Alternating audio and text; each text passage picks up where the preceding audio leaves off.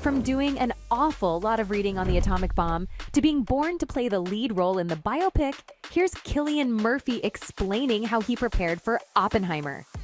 The Irish actor has landed the role of a lifetime, and in a Christopher Nolan movie too. With the movie being such a big deal, Murphy's taking it as seriously as possible and has given it everything he has. Although this isn't the first time he's worked with the brilliant director. He's been in precious Nolan films like the Dark Knight trilogy, 2010's Inception, and 2017's Dunkirk.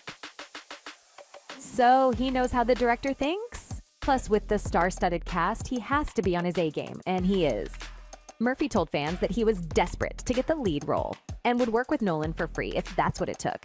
He said that Chris could literally call him at any time, and he'd be there for the director. The Peaky Blinders actor thinks it's great that Hollywood still makes high-stakes films, and Nolan's leading that charge. Murphy also said that he did an awful lot of reading to get ready for the role, but kept his focus on the man behind the atomic bomb, more than the atomic bomb itself, so that he could portray him to the best of his ability. He was interested in learning what making a bomb like that could do to a person, and so he kept his research limited to that. The character really fascinated him, even though it was the complete opposite of Tommy Shelby, a character he's been playing since 2013. But he pushed their differences out of his mind and focused instead on how to perfectly portray Robert Oppenheimer. Since he's been given the chance to play an actual person who is the driving force behind the Manhattan Project, Murphy gave his all to the part, but he found it difficult, since there wasn't much room for him to be creative with the role.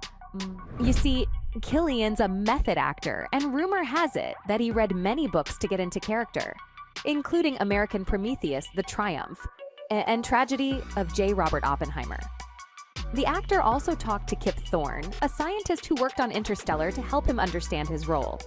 The Inception actor worked closely with the director and the wardrobe designer, Ellen Moronick, to get Oppenheimer's unique look, his focused gaze, his pipe-smoking habits just right. In a statement to the press, Cillian said that he wasn't trying to imitate the scientist. He's just been trying to understand him and do justice to one of the most brilliant minds to ever walk the earth. As the film's a shortened version of the real-life person, he wanted to get things right, especially the mindset that the scientist was in. And to do that, he skipped out on learning all the math and science involved in the making of an atomic bomb. Like I said before, Murphy focused on the guy rather than the technical parts of the atomic bomb.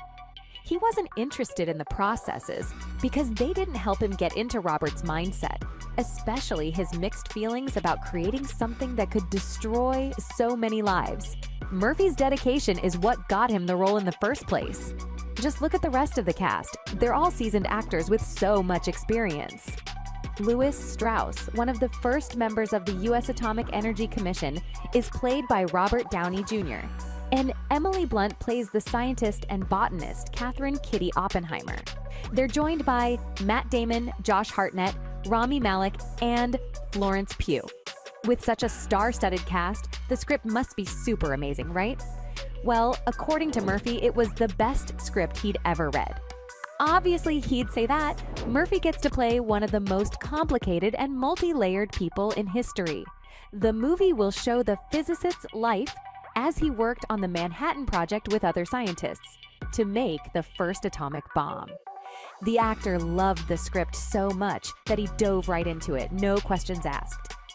The actor liked how the story was told from Oppenheimer's point of view in the first person, and while he couldn't stop talking about how great Nolan is and how great everything else is, he kept quiet about what he thought of the scientist. The red-eye actor knows he'll never be half as smart as the character he plays, but he loves to learn about new things. The Irishman thinks that because of Oppenheimer's higher IQ, he didn't see things on the same level as the average person, and that was his biggest problem. If anyone could portray a character this complex, it's Murphy, and Nolan knew that. The director said that Murphy's extraordinary empathetic ability will help the audience understand the scientist's complicated mind. He also said that the actor has the kind of intelligence that makes the audience feel like they know the character, and they can empathize with him even when he's playing a villain. Murphy's one of the few talented people who can go so deep into a character, and his acting not only shows his knowledge of the craft, but also his power as an actor. which makes people pay attention to him. Nolan said that his actions show a lot of different intentions, and he's surrounded by super talented people, but manages to outshine them at every turn. Both of them can't help but praise the other, which is probably why Murphy's now been in 6 of Christopher's films, and it's obvious that the director loves him too. Nolan loves the fact that the actor doesn't let his success change him or get in the way of the truth of his acting process. The director's onto something. Everyone can see that Murphy's the absolute best choice for the lead role. The movie is Nolan's take on the life of Oppenheimer while he was in charge of the team at Los Alamos that helped America end the war with Japan, planned as a response to the attack on Pearl Harbor. The scientist was a troublemaker who was known for being so focused on his work that he would forget about everything else. Almost no one, even government officials, knew what he did or what his subordinates did. Scientists and experts at Los Alamos were known for being creative and keeping their work super secret. When the bomb was finished and tested, and Oppenheimer saw how powerful it was, he had a big realization. He noticed that what he'd made was much worse than what he'd planned, and his most famous saying came from the Hindu text of the Bhagavad Gita, "Now I have become death, the destroyer of worlds." Scholars and experts have been looking at his life and work for a long time, arguing about what his work means and whether or not the ends justify the means. And again, with a character so complex, it makes sense why Nolan picked Murphy. They've worked together on so many movies and they understand each other. Plus, each one of Cillian's characters are so different from the other. Whether it's the mentally unstable Scarecrow, the tight-fisted Robert Fisher, or the shell-shocked war veteran who just can't get over the horrors of war, he's played a lot of different characters. Murphy's shown that he can do different things, and Nolan has a knack for finding actors who can do just that. Even though that Batman Begins actor is amazing, he's never had a lead part in any of Christopher Nolan's films. He's been waiting in the background with patience, biding his time, and now his dedication has finally paid off. It's time for Murphy to step up and do his best in a movie with a single main character. It looks like Nolan thought the actor had a lot of promise, and I personally think that the 28 Days Later actor was born for this role. What's great about Murphy is that he's timeless.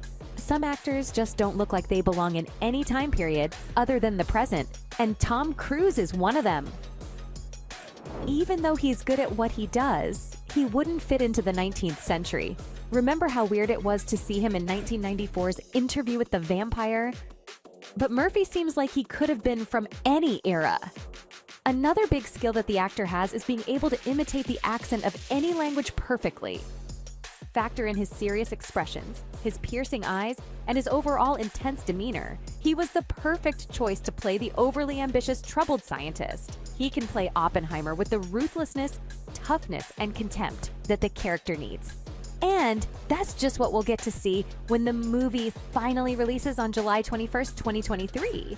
So there you have it, folks.